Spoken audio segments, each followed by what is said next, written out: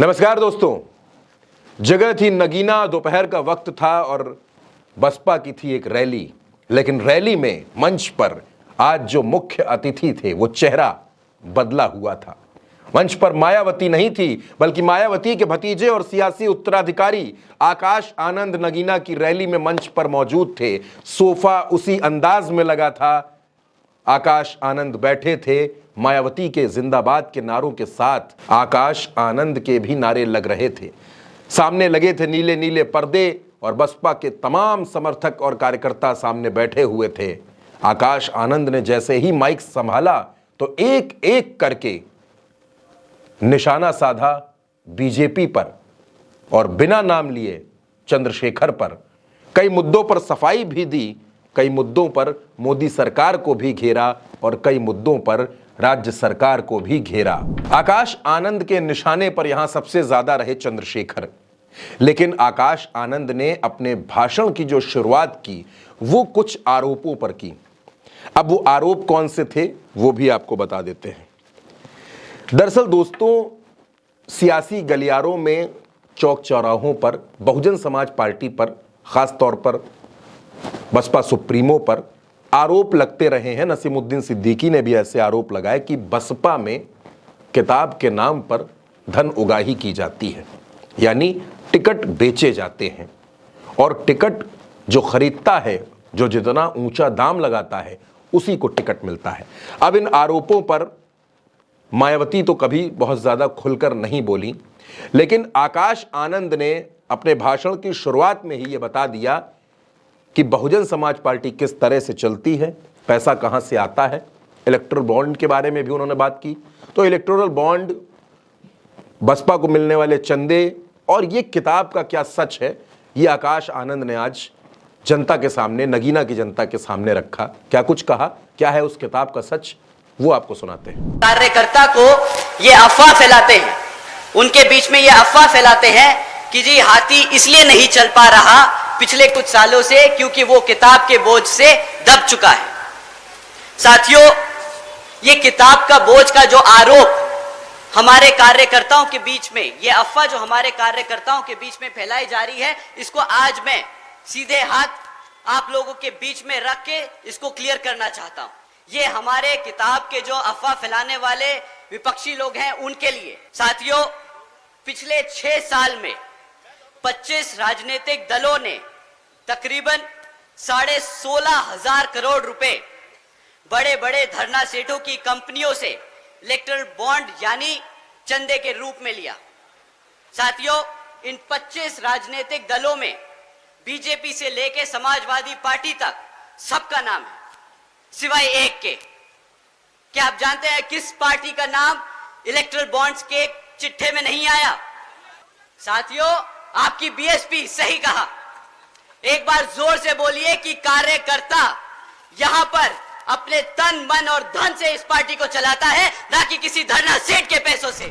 और दोस्तों, इस इलेक्टोरल बॉन्ड के बहाने उन्होंने सारे सियासी दलों को घेरा। बीजेपी को भी घेरा, समाजवादी पार्टी को भी घेरा, कांग्रेस को भी घेरा और यह बताया कि बसपा धन्ना सेठों के धन से नहीं चलती, बसपा धन्ना सेठों के धन से नहीं चलती। और इसके बाद उन्होंने जनता से कहा कि इस बार बीजेपी के लोग वोट मांगने आए तो उनसे सवाल जरूर पूछिएगा, उनसे उनका रिपोर्ट कार्ड जरूर मांगिएगा।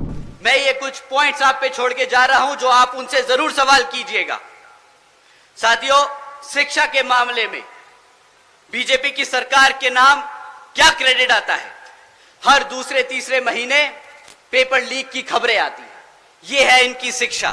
और जब मोदी सरकार से सवाल पूछ लिए आकाश आनंद ने, उसके बाद उनके निशाने पर आई उत्तर प्रदेश की सरकार। और उत्तर प्रदेश की सरकार में भी जिस मॉडल पर पूरी बीजेपी अपनी पीठ थपथपाती है, पूरी बीजेपी फूले नहीं समाती है, उसी मॉडल को आकाश आनंद ने सवालों के घेरे में खड़ा कर दिया।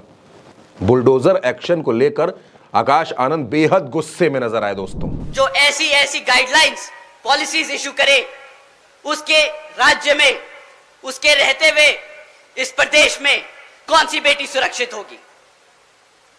आप अगर अपने बेटी बच्चों को सुरक्षित नहीं रख सकते तो आप क्या हमारे बड़े बुजुर्गों को सुरक्षित रखेंगे? साथियों, ये लोग गर्व करते हैं इनको बहुत अच्छा लगता है जब इनको लोग बोलते हैं कि ये बुलडोजर की सरकार है। इन मूर्खों को पूछो कि अगर बुलडोजर की सरकार से चीजें टूटती हैं तो तुम्हें वहां सत्ता में बिठाने का काम इस जनता ने जो किया था, यहाँ पे इस प्रदेश को बनाने के लिए किया था, ना कि तोड़ने के लिए। और दोस्तों, इसके बाद बारी थी चंद्रशेखर की। आकाश आनंद ने एक बार भी चंद्रशेखर का नाम अपनी जुबान से नहीं लिया, लेकिन इशारों इशारों में बहुत कुछ बोला, बहुत ज्यादा हमला बोला चंद्रशेखर पर, और यह भी बता दिया कि चंद्रशेखर को तो जमानत जब्त होने का डर था। चंद्रशेखर को यहां चुनाव हारने का डर है। बसपा के सामने चंद्रशेखर टिक नहीं पा रहे। अब चंद्रशेखर को लेकर आकाश आनंद अब चंद्रशेखर को लेकर आकाश आनंद क्या कुछ बोले, और कैसे यह भी बता दिया कि बसपा का प्रत्याशी कहीं से कमजोर नहीं है, और चंद्रशेखर का नगीना में क्या होने वाला है यह भी आकाश आनंद ने बता दिया। कि साथियों, सड़क पे उतरकर झगड़ा कर कर आपको आपके लोगों के लिए न्याय नहीं मिलेगा। आपको अपने समाज के लोगों के बारे में और अपने समाज को जागरूक करके वोट डाल के अपने लोगों को तख्ता में बिठाकर उन लोगों के लिए न्याय मिलेगा। साथियों, पिछले कुछ सालों से आप लोगों के बीच में इन विरोधी पार्टियों ने किस्म किस्म के लोग छोड़ रखे। अब नाम लेके उनको बताना क्या, उनको हवा देने की कोई जरूरत नहीं, पर वो आप लोगों को कुछ इस तरीके से भटका रहे हैं, वो मैं काम आपके सामने रख देता हूं और आपको बोलता हूं कि आपसे विनती करता हूं कि उनके चक्करों में ना पड़े, क्योंकि एक बार आप उनके चक्करों में फंस गए तो फिर वहां से निकालना बहुत मुश्किल होगा। साथियों, ये आदमी अपने आप को मसीहा बताता है। ये आदमी कहता है कि मैं सड़क पे उतरूंगा अपने समाज के लिए, आंदोलन करता है, झगड़ता है, लड़ता है, हमारे युवा साथियों को लेके पहुंच जाता है। फिर क्या होता है, हमारे युवा साथियों पे मुकदमे होते हैं, और जैसे ही मुकदमे होते हैं वे बेचारे ढूंढते फिरते हैं कि भाई साहब हमें बचाओ। वो आदमी फिर यहां से छोड़ के दूसरी जगह भाग जाता है, वहां पे आंदोलन करता है। तो दोस्तों, ये थी आकाश आनंद की पहली रैली, और पहली रैली में आकाश आनंद का ये आक्रामक अंदाज, जिसमें आकाश आनंद के निशाने पर भाजपा भी थी, उत्तर प्रदेश की सरकार, मोदी सरकार, और नगीना में चुनाव लड़ रहे चंद्रशेखर भी उनके निशाने पर थे। हालांकि अपने पूरे भाषण में आकाश आनंद इंडिया गठबंधन पर बहुत ज्यादा नहीं बोले। इसके पीछे की वजह यह भी है कि वो नगीना में संदेश यह भी मिलता है कि उनके निशाने पर चंद्रशेखर थे, और उन्होंने चंद्रशेखर पर ही अपना फोकस रखा। आकाश आनंद ने कई बातों का जिक्र किया, और उसके बहाने उन्होंने घेरने की कोशिश की। अब आने वाले वक्त में आकाश आनंद का भाषण कैसा होगा, वो किस तरीके से विरोधियों को घेरेंगे, क्योंकि अब जो अगली सीट पर वो जाएंगे वहां चंद्रशेखर तो चुनाव लड़ नहीं रहे, तो उनके निशाने पर कौन होगा।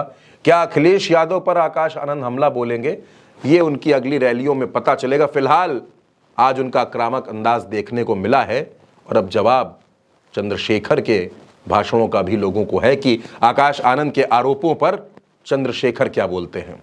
फिलहाल के लिए हमें दीजिए इजाजत। नमस्कार।